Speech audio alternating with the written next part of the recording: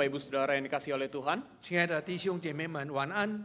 topik pada malam hari ini adalah topik yang tidak mudah, 今天我们所要思想的题目是有一些难处， bukan karena teori yang sulit, 并不是难懂的理论， tapi karena kita perlu merendahkan hati kita untuk dikoreksi oleh Tuhan. 是因着我们必须要谦卑在神的面前，让神纠正我们。 Untuk itu mari kita sama-sama berdoa kepada Tuhan. 为此，让我们向神祷告。 Bapa kami yang ada di dalam surga, 我们在天上的父， pada saat ini kami rindu untuk duduk diam mendengarkan firman-Mu. 这个时候我们多么的渴望在你面前，我们安静的来聆听神你的话。 Biarlah di tengah kesibukan kami boleh menemukan ketenangan di dalam Tuhan. 在我们忙碌的生活里面，我们可以在你面前得着安静。 Dan biarlah Roh Kudus pada saat ini boleh bekerja di dalam diri kami. 也求神圣灵帮助我们， Membuat kami boleh memahami akan pesan Tuhan bagi kehidupan kami. 让我们可以明白主你在我们的生活里面的这个旨意。 Tuhan yang menyertai dari awal sampai akhirnya. 主你从头到末要带领着我们。 Di dalam nama Tuhan Yesus kami telah berdoa. 奉靠主耶稣基督的圣名，我们祷告。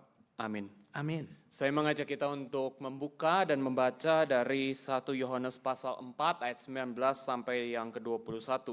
让我们看这个圣经里面约翰一书第4章第19节到21节。 1 Yohanes pasal 4 ayat 19 sampai 21.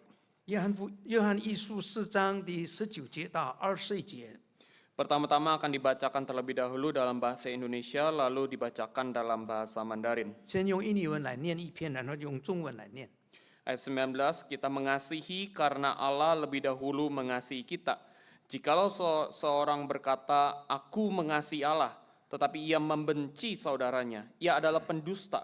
Karena siapa yang tidak mengasihi saudaranya yang dilihatnya, tidak mungkin mengasihi Allah yang tidak dilihatnya. Inilah perintah yang kita terima dari Dia, siapa yang mengasihi Allah, ia harus juga mengasihi saudaranya. 约翰一书第4章第19节到21节，我们爱，因为上帝先爱我们。人若说我爱上帝，却恨他的弟兄，就是说谎话了。不爱他所看见的弟兄，就不能爱没有看见的上帝。爱上帝的也当爱弟兄，这是我们从上帝所受的命令。 Bapak Ibu Saudara, pada tahun 2015 saya mendapatkan kesempatan untuk melayani di salah satu gereja yang terletak di pedalaman Kalimantan. 弟兄姐妹，在2015年的时候，我有机会在加里曼丹的深处有一个教会，在那里服侍。 Setelah melayani beberapa minggu di sana, saya baru menyadari ternyata gereja yang saya layani adalah gereja dari hasil perpecahan. 几个星期过了以后呢，我才醒悟到，我所服侍的教会是从分裂中出来的教会。 Perpecahan itu terjadi karena adanya perbedaan pendapat.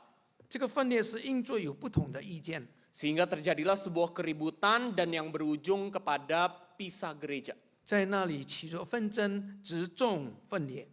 Jadi setiap kali jemaat dari gereja yang satu bertemu dengan jemaat dari gereja yang saya layani, 因此，每当我服侍的这个教会的会友与另外一个教会的会友相见面的时候， mereka akan saling buang muka, bersikap cuek, atau bahkan ada yang meludah ke tanah sebagai bentuk mereka tidak suka antara satu sama lain. 他们相互的憋着脸，冷漠，并且呢朝地上吐痰，就是来表示他不喜欢。 Sehingga hal ini memicu sebuah pertanyaan. 因此让我想到这个一个问题： Apakah orang yang katanya sudah menerima Yesus, yang sudah menerima keselamatan daripadanya bisa berlaku seperti itu kepada sesama orang percaya? 是否一个已经接受主耶稣，并且蒙神救赎的这个人呢，能够以这个同样相信基督的人有这样的这个态度呢？ Saya percaya setiap kita bisa dengan cepat mengatakan tidak seperti itu. 我相信大家都会很快的说不。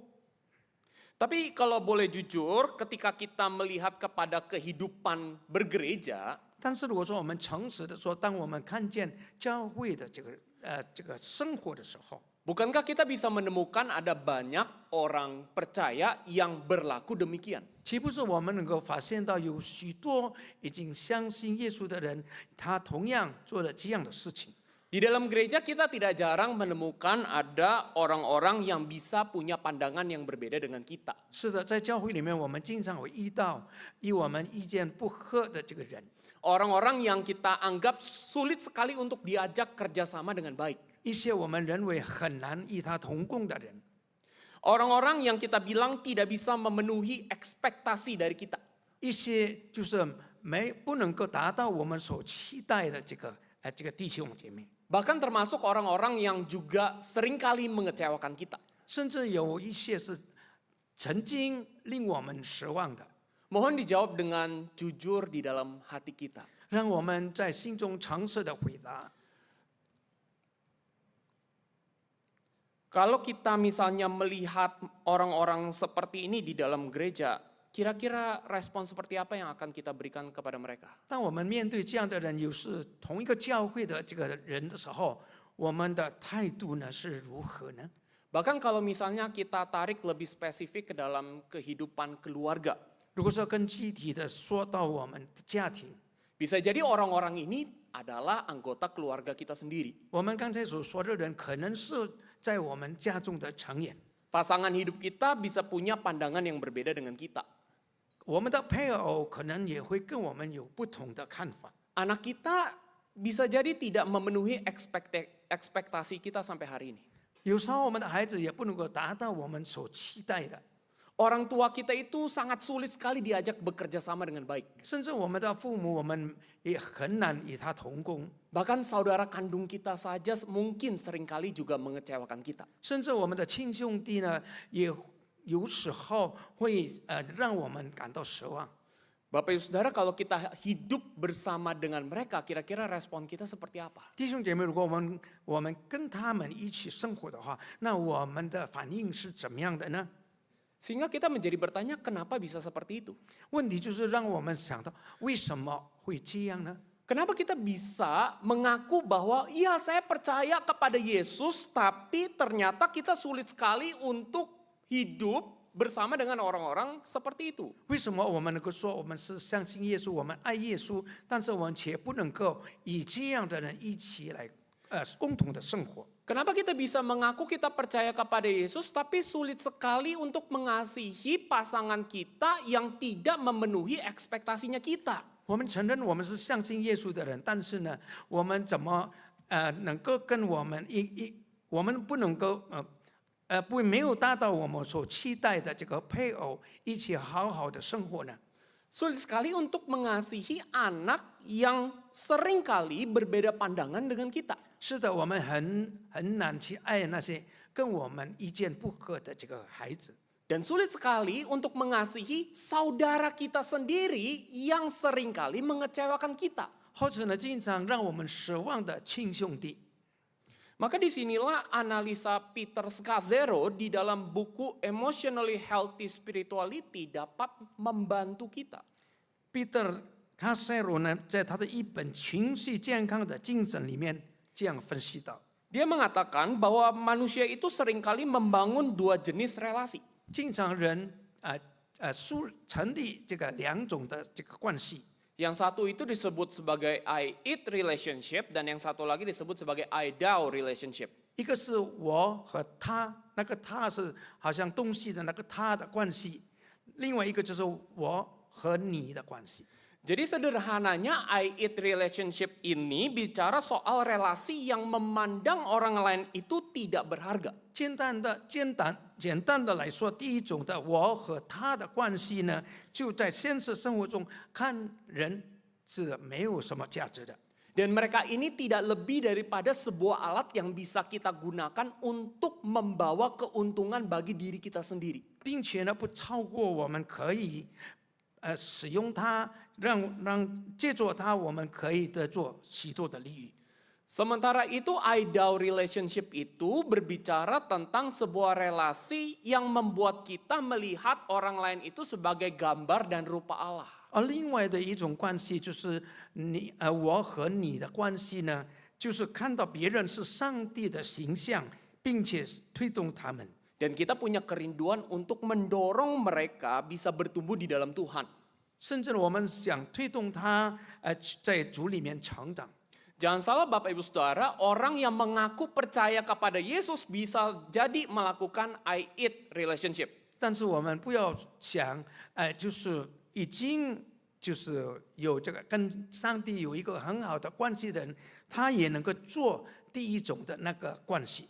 Sehingga tidak mengherankan ada orang Kristen yang mengaku saya percaya kepada Tuhan tapi bisa memperlakukan saudara seimannya dengan buruk, baik itu di dalam gereja ataupun di dalam keluarganya sendiri. 因此，在家庭里面或者教会里面不奇怪，有许多的基督徒，有不少的基督徒，他虽然相信耶稣，但是他却会对那些同样信仰的人有一个错误的态度。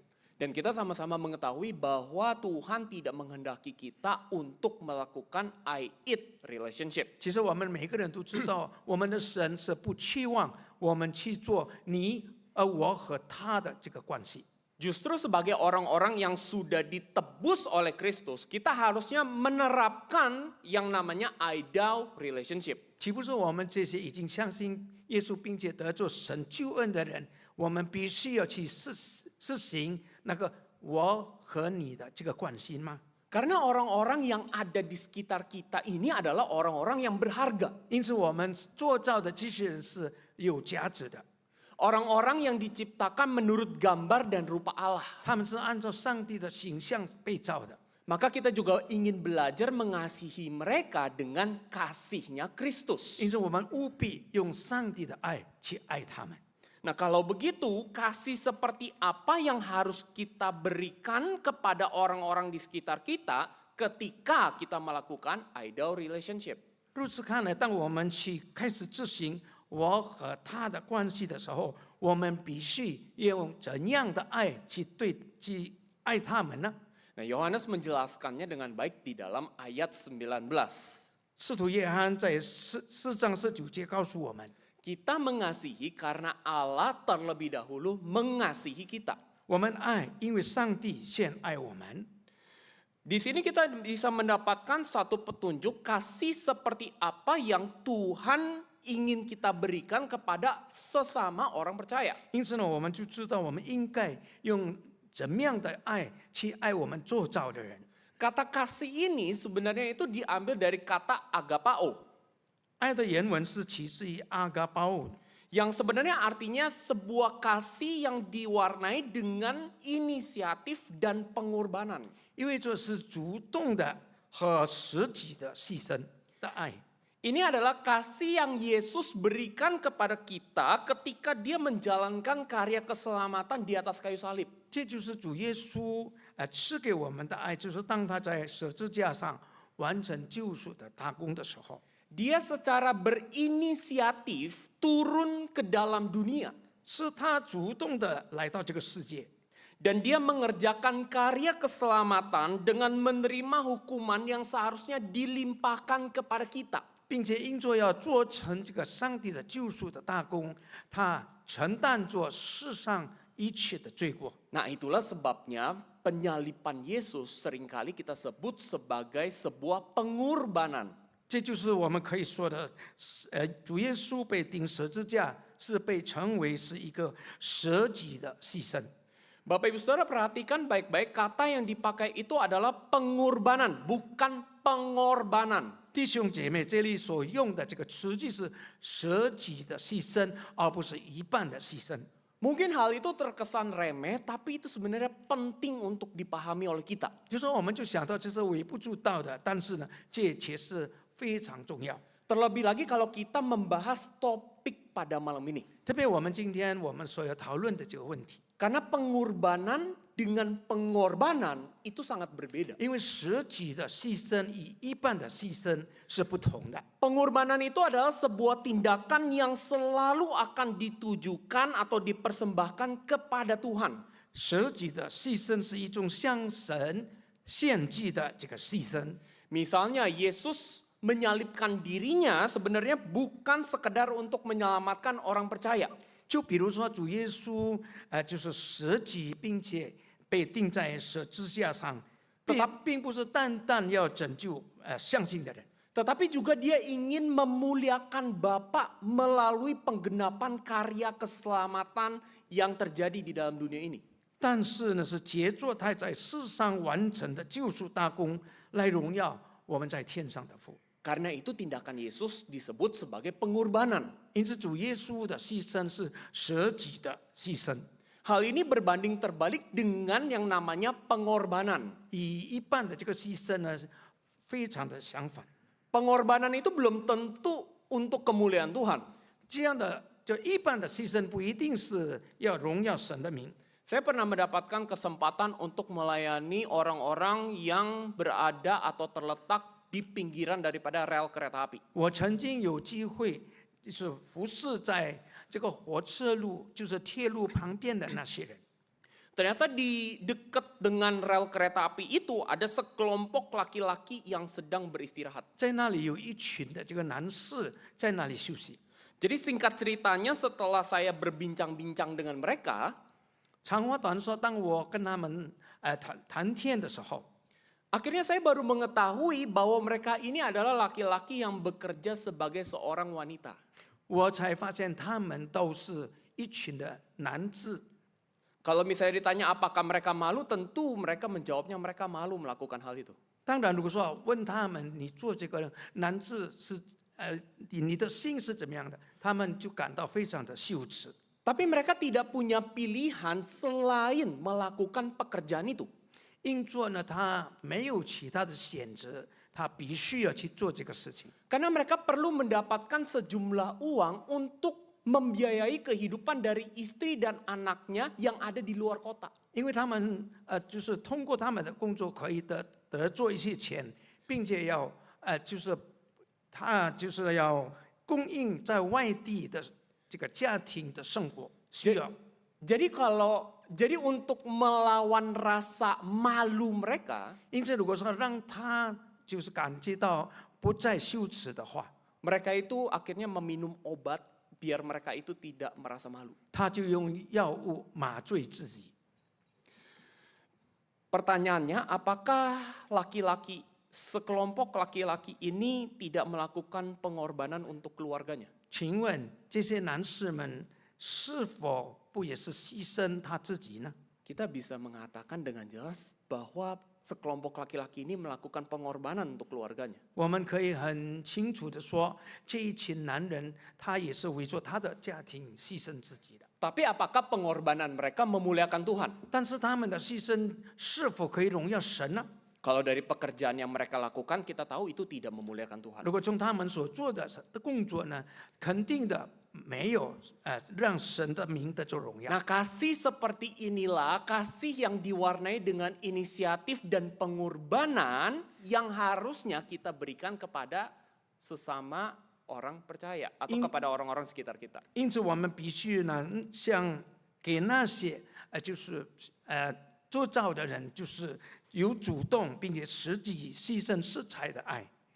Tapi pertanyaannya kan apa tindakan nyata yang bisa kita lakukan untuk mewujudkan kasih yang diwarnai dengan inisiatif dan pengorbanan ini? 但是如果当我们要让这个能够主动并且实际的牺牲的爱，能够让他们感受到的话，我们必须要做什么呢？ Nah, itu ternyata jawabannya ada di dalam ayat yang ke-20. 回答是在这个约翰一书第20章那边。 Jikalau seorang berkata, aku mengasihi Allah dan ia membenci saudaranya, maka ia adalah pendusta. Karena barang siapa tidak mengasihi saudaranya yang dilihatnya, tidak mungkin mengasihi Allah yang tidak dilihatnya. 20节里面所说的就是人若说我爱上帝，却恨自己的弟兄，就是说谎话了。不爱他所看见的弟兄，就不能爱没有看见的上帝。 Nah, Bapak Ibu Saudara, di dalam ayat 20 itu ada satu kata yang disebut membenci. 在20节里面，就是有一句话，就是讲到恨， Nah, kata membenci ini itu diambil dari kata miseo, 就是它是从 Michel 这个字，就是 yang 出来的， artinya sebuah kebencian emosional yang sangat kuat. 意味着就是情感上非常的憎恨。 Nah, biasanya perwujudan dari bentuk kebencian ini bisa sangat beragam. 他所体现的心态呢，分别有多种， Mulai dari melakukan tindakan permusuhan, 从相互的敌对、 memberikan penolakan, 拒绝， bahkan tidak mau membangun relasi lagi dengan orang yang dimana kita berurusan dengannya. 直到最后呢，是再也不愿意去建立这个彼此的关系。 Artinya di sini Yohanes memperlihatkan ada orang-orang yang sudah percaya kepada Tuhan tapi mereka punya kebencian. 在这里有使徒约翰就是看到，就是那些相信主耶稣的，他心中仍然有恨的爱。 Memang betul mereka tidak sampai kepada tahap dendam, 是的，他们就是在那里不耿耿于怀。 tapi ternyata banyak dari mereka itu yang melakukan permusuhan dengan orang-orang yang mereka benci. 但是事实上，他们会向他们所讨厌的这个人呢，就是做出这个敌对的行动。 Banyak dari mereka itu memberikan penolakan kepada orang-orang yang mereka benci. 他们拒绝那些他所讨厌的人， Bahkan ada yang bertekad saya tidak pernah mau lagi berelasi dengan orang yang saya benci. 并且他们决定就是不愿意，再也不愿意与他所讨厌的人建立关系。 Nah Bapak Ibu Saudara, bukankah kita juga bisa seperti itu? 弟兄姐妹，我们有时候岂不是这样吗？ Kita bisa percaya kepada Yesus, tapi begitu kita melihat orang yang kita benci di gereja atau yang ada di rumah tangga kita, kita pilih untuk menolak orang itu. 我们说我们相信主耶稣，但是当我们看到我们所憎恨的这个人，无论是在教会或是家中， Kita memilih untuk mengadakan permusuhan dengan orang itu. 我们会选择拒绝他们，并且敌对他们， Bahkan kita sudah tidak mau lagi berelasi dengan orang itu. 甚至我们再也不愿意跟他有所来往。 Sehingga Bapak Ibu Saudara, tindakan praktis yang bisa kita lakukan untuk mewujud nyatakan kasih yang diwarnai dengan inisiatif dan pengorbanan adalah dengan menurunkan senjata kita terlebih dahulu. 因此，如果在实际行动里面，我们想就是让我们的这个爱是充满着实际牺牲的爱的色彩的时候，我们必须要先放下武器。 Apa maksudnya? 什么意思呢？ Maksudnya adalah ketika kita benci dengan seseorang, dan perlu diingat tidak perlu sampai kepada tahap di mana kita dendam, kita itu punya inisiatif untuk mengorbankan ego kita dan kita mengusahakan perdamaian dengannya. 意思就是，当我们遇见的我们所恨的人的话，我们可以主动的放下自我，并且与他和好。 Hal ini dijelaskan dengan baik oleh Andy Crouch dan T.S. Harrison Warren di dalam satu buku yang namanya Liturgy of the Ordinary. Andy Crouch 与 T.S. Harrison Warren 在他的普通的礼仪艺术中解释到， Di dalam buku itu mereka menjelaskan bagaimana tidak mudahnya bagi mereka pun untuk menurunkan senjatanya mereka. 在他书中里面描述是可以放下他手中的武器是多么的不容易。 Tapi hal itu sangat penting untuk dilakukan. 但是这个行动呢，却是非常的重要。 Ini saya bacakan ya Bapak Saudara. Hari ini saya kehilangan kesabaran ini dari istrinya, perspektif istrinya. Hari ini saya kehilangan kesabaran terhadap suami saya. Sehingga saya mulai berbicara secara sarkastik untuk menyindir dia. Jadi sejujurnya pada saat itu saya tidak peduli dengan yang namanya kedamaian. Ini istrinya, seorang hamba Tuhan. Dia jujur, dia ngomong gitu. Saya nggak peduli sama yang namanya kedamaian. Tapi setelah kami diam-diaman selama 20 menit, saya dan suami saya saling minta maaf dan memaafkan. Jadi menurunkan pedang saya dan masuk ke ruangan untuk minta maaf, itu rasanya seperti mengalami kematian kecil. Itu satu penggambaran bagaimana rasanya dia tidak nyaman sekali melakukan hal itu. Hati saya itu perih melakukan hal itu, dia bilang. Dan sepanjang hari kami harus terus mengampuni satu sama lain. Terutama ketika muncul momen di mana kami bisa saling mengangkat pedang lagi. 他们的这个见证是这样说的，他的太太这样说：“我今天我不能容忍我的丈夫，因此我开始用讽刺的口气取笑他。老实说，我当时并不在乎家庭的和睦了，但是过了20多分钟的安静，我们夫妻开始互相道歉，放下自己的武器，并且进入原谅、尽力小小的死亡，我心痛的说，并且以正天的互相道歉，让我们不要重新的举起我们的武器。 Apakah Bapak Ibu Saudara pernah mengalami hal yang serupa? 弟兄姐妹，是否我们也曾经经历这样的经验呢？ Kita mungkin benci dengan pasangan kita, teman kita, saudara kita, keluarga kita karena mereka seringkali membuat kita kesal. 可能我们会恨或者讨厌我们的配偶、我们的朋友、我们的家庭成员，因为他们经常令我们生气， Lalu kita mengadakan permusuhan dengan mereka. 因此我们跟他们做相互的敌对。 Tapi di tengah kondisi seperti itu, Roh Kudus itu seperti menggelitik kita, mengingatkan kita, ini bukan kehendak Tuhan. 但是在这样的状况当中呢，圣灵经常提醒我们，告诉我们这不是上帝的旨意。 Mungkin kita tahu bahwa kita harus mengusahakan perdamaian. 可能我们也知道，我们必须要跟他和好， Mewujud nyatakan kasih yang tadi dibilang diwarnai dengan inisiatif dan pengorbanan. 来活出就是有主动以实际牺牲的爱。 Dengan cara tadi kita menurunkan senjata kita atau menurunkan pedangnya kita. 就是我们放下我们的武器，就是我们手中的刀。 Tapi seringkali bukankah kita menemukan ego kita itu terlalu besar dan akhirnya kita jadi enggan untuk melakukan hal itu. 但是多少时候我们却发现，因为我们自我的这个更大，让我们很难放下手中的武器来取得和平。 Bapak Ibu Saudara, saya pun juga bergumul dalam melakukan firman Tuhan ini. 在执行神的话语的时候，我也是有如此的挣扎。 Beberapa hari yang lalu saya dan istri saya itu pergi ke sebuah tempat. 几天前，我跟我的妻子想去一个地方， Jadi saya mempercayakan kepada istri saya itu untuk melihat arah jalan. 我信托给我妻子来用定位器来指路。 Jadi harapannya ketika saya yang nyetir, istri saya itu bisa kasih tahu belok kiri, kanan, bisa kasih pengarahan yang jelas. 我多么的希望，当我驾车的时候，我的太太在旁边会告诉我是向左或者向右，让我们可以很正确的行在路上。 Tapi Bapak Ibu Saudara, harapan saya tidak terpenuhi. 但是弟兄姐妹，我的愿望不实现了， Jadi mungkin karena pada saat itu masih cukup pagi, jadi istri saya mungkin tidak begitu fokus. 因为可能我们去的时候是太早，所以呢，可能我的太太呢就不能够集中她的精神。 Jadi akhirnya saya salah jalan dan saya mau tidak mau harus muter cukup jauh. 之中呢，我们走错了路，我们花了很长的时间来转回正确的路。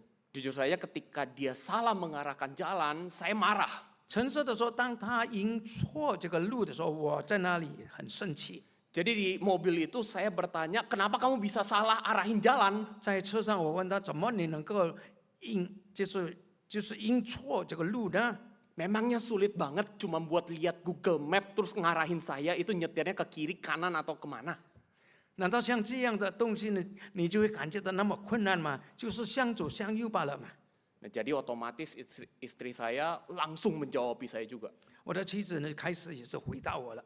Seketika suasana yang baik-baik saja berubah menjadi suasana yang mencekam, Bapak Ibu 因此， Saudara. 本来是好好的气氛呢，变得非常的紧张了。 Suasana yang tadinya penuh dengan damai, tiba-tiba ini seperti saling keluarin pedang terus sambil mengarahkan mata pedangnya itu kepada satu sama lain. 并且呢，本来是一个很和谐的气氛呢，变成了就是我们各自去抽出我们的武器，在那里针锋相对了。 Sampai pada akhirnya kami berdua akhirnya melakukan apa yang dituliskan oleh si penulis buku ini. 之中呢，我们做了像这个作者在书中所说的， Awalnya kami diem-dieman dulu satu sama lain. 开始的我们在那里不说话， Tapi di dalam diam-diam itu Roh Kudus itu seperti menggelitik, menggelisahkan hati saya. 但是在那个时候呢，圣灵好像在我们的心中在那里动工了。 Roh Kudus itu coba mengingatkan kepada saya bahwa kamu tuh lagi siapin firman Tuhan pada malam ini loh. 他提醒我，就是你其实呢，今天晚上你要预备的在讲章来讲道哦。 Tapi kok seakan-akan firman Tuhan pada malam ini nggak berbicara kepada kamu secara pribadi. 但是好像神的话那个时候没有跟我说话。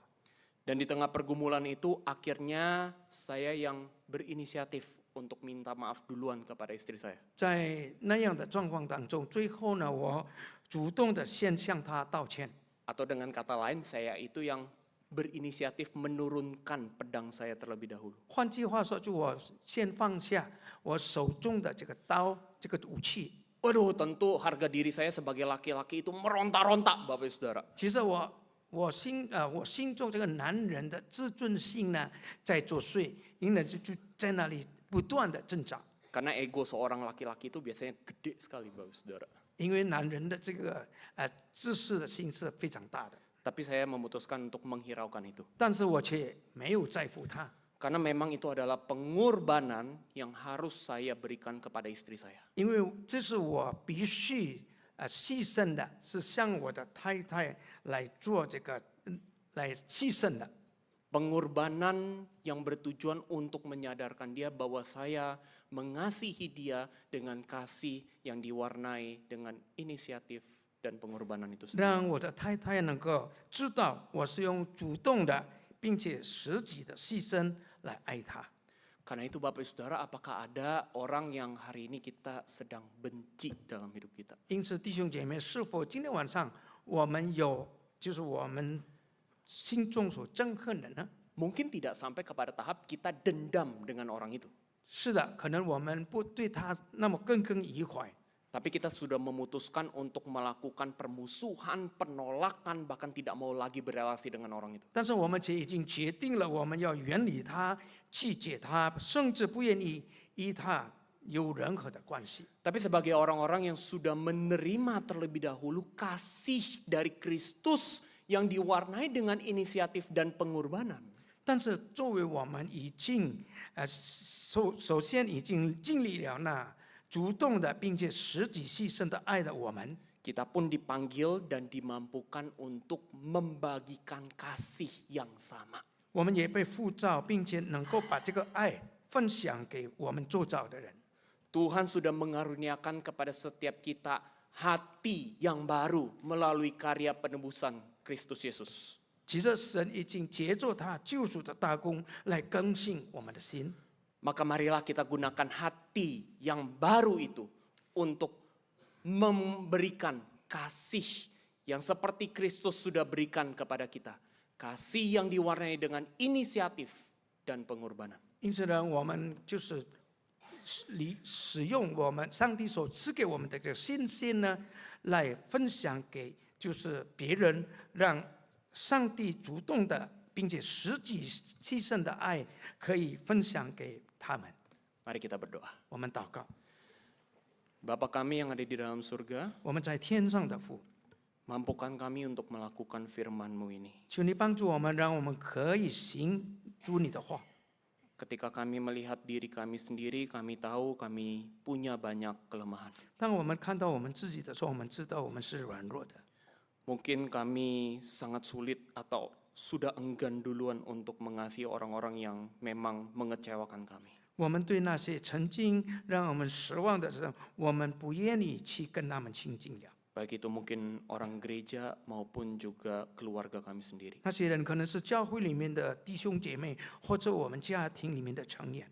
Tapi kami percaya bahwa Tuhan yang akan memampukan kami untuk membagikan kasih yang diwarnai dengan inisiatif dan pengorbanan. 但是我们相信主，你要让我们有这个能力，我们可以分享给我们周遭的人，那就是你主动的爱，并且实际牺牲的爱。 Kami percaya anugerah-Mu sudah lebih daripada cukup bagi setiap kami. 我们相信主，你的恩典够我们用。 Di dalam nama Tuhan Yesus kami berdoa. 奉靠主耶稣基督的生命，我们祷告， Amin. 阿门。